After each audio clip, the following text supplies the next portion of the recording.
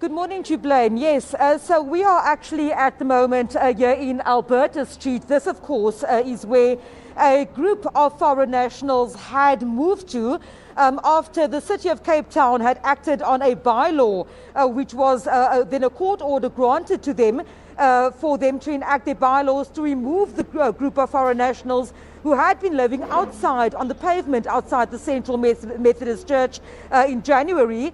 This, of course, behind me, if I can just show you, step out of sight for a moment. This is Alberta Street. It's along, close or next to the District 6 Museum. And this, of course, all along the road is where a number of foreign nationals have come and gathered since they were removed. Now, we were at the Central Methodist Church a short while ago. When we got there, we did see that there were a number of police officers making their way outside of the church. There was talk that those inside the church are refusing to move. When we left the church, we did see that there were people inside. They had closed the doors to the church, and then we've decided to come and have a look over here because we understand, as you've said there in your introduction, that the movement or the relocation is expected to take place today. We were at the site in Bellville, at the Paint City site. It's a marquee that has been erected, a joint effort between the Department of Public Works as well as the City of Cape Town.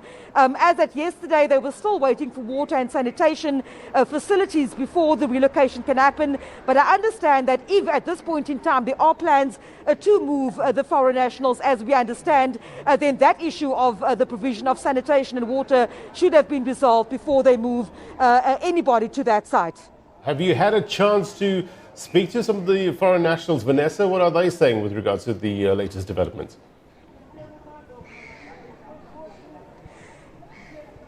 Look, you will understand that quite a number of people here are very afraid to speak to media on camera. As you would have understood since the beginning of this crisis, which started unfolding in October, there have been designated leaders that have been speaking on behalf of the groups, the people that have come here and those that are in the church. But what we have managed to do is we've tried to speak to some of the foreign nationals here. Some of them are telling us that they have not received any word of being moved. Yeah. Others have said that they have heard that they will be moved, but that they are now waiting for further instruction.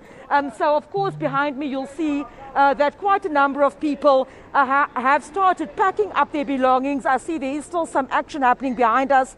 It's quite neat on the pavements now. People have their items in boxes as well as blankets folded up and so on. So I suppose that they are also just waiting in anticipation for that move, which by now some of them have heard about. While I'm speaking to you, let me also say that just in front of me, here next to the Magistrates Court, also there's a handful of homeless people that are on the pavement here. Two women we've been speaking to have been saying that they were told, for example, that the city safe space at Kulenborg is indeed full at this point in time. Some of them telling us that they have not been approached by anybody to tell them where they will be moved to. But I can tell you that when I spoke to Public Works Minister Patricia de Lille, as well as the City Councillor Zahid Badruddin, what they told us is that there are a number of sites that will be rolled out. We know that there's a site in Bellville, in Maitland, that will also be rolled out in the coming days, where the homeless will be able to be relocated to, as well as any overflow of the foreign nationals behind me and those in the church that are still that cannot be accommodated at the Paint City site in Bellville. They're expected to be moved to that site, and of course the city had told us that over the coming days, and so they are looking at further sites, also looking at a more sustainable solution that even post-COVID-19, post this virus pandemic, that there will be possibly a longer term solution for the homeless in Cape Town. Yeah, Mariska Botha did a story yesterday, some reporting yesterday with regards to the greater Cape Town area having almost over, 6,000 homeless people, and some were complaining, and there was some criticism about these makeshift shelters that not adequate. What's the latest with regards to that? Yes, you're quite correct. My colleague Vanessa Poonah did that story for us yesterday, and some of the people that she was speaking to were saying that they feel much safer outside in open air, some of them criticizing the kind of facilities that indeed is being set up as temporary measures. Now, some of the sites that or at Kulenborg site at least, what we've seen are tented tents in that terrain, as well as sanitation and water and so on. But of course, some of the homeless people are saying that out on the streets, when there are people around, that is how they get their food and so on.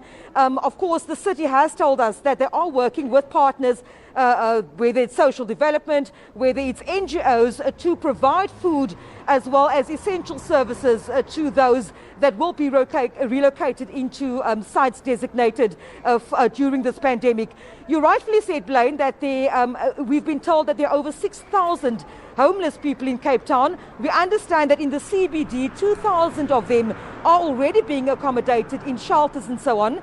And of course, plans now afoot for further sites to be rolled out, so that even come the rainy weather in Cape Town, which we are on the doorstep of winter in the next month or so, we should start seeing the weather conditions changing, that they will also have at least a shelter, and also for them to be able to adhere to the lockdown, to not be on the streets until the lockdown is lifted by government. All right, Vanessa, let's leave it there. Great reporting. Thank you very much indeed. Vanessa Poonah live for us in Cape Town. We're going to take a quick break.